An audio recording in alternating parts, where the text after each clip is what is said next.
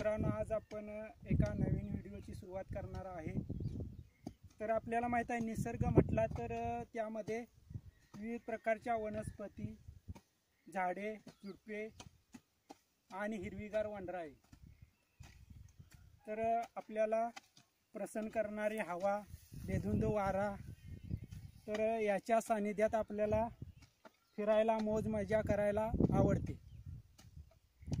त्याच पद्धतीनं गार वारा, पाऊस, तर या निसर्गामध्ये आपल्याला माहित आहे विविध प्रकारचे पक्षी, प्राणी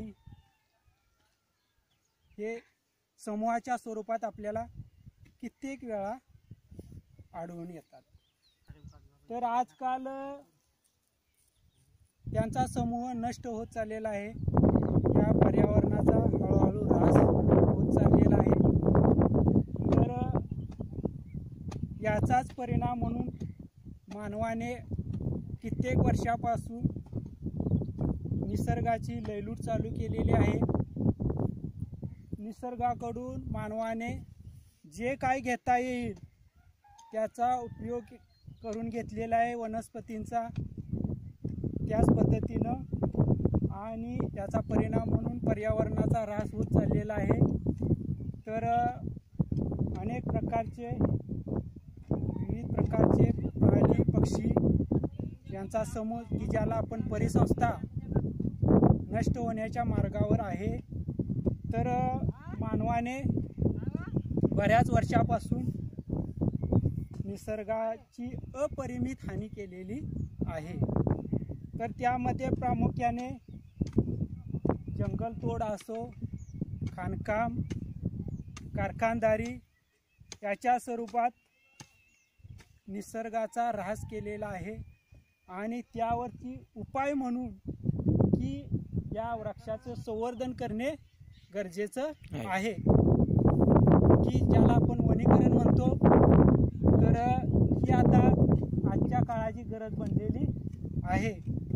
तर अशा संवर्धनाच्या माध्यमातून सावर्डे बुद्रुक, शाहूवाडी तालुक्यातील सावर्डे बुद्रुक येथील गावठाण क्षेत्रात बऱ्याच वृक्षांची लागवड केलेली आहे।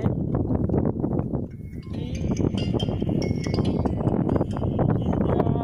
आपण प्रत्यक्षात वनरक्षक जे आहेत त्यांच्यासोबत चर्चा करूया की त्यांनी किती क्षेत्रफळात त्याची लागवड केलेली आहे आणि कोणकोणत्या प्रकारची झाडे लावलेली आहेत ते त्यांना आपण स्वतः विचारूया। तुमचं काय साहेब नाव? आनंदा माने। किती क्षेत्रात वृक्षाची लागवड केलेली आहे? 5 हेक्टरमध्ये। 5 हेक्टरमध्ये। तर यामध्ये किती झाडे तुम्ही लावलेली आहेत? झाडे एकूण 5555। 5555। आणि कोणकोणत्या प्रकारची झाडे लावलेली आहेत? झाडे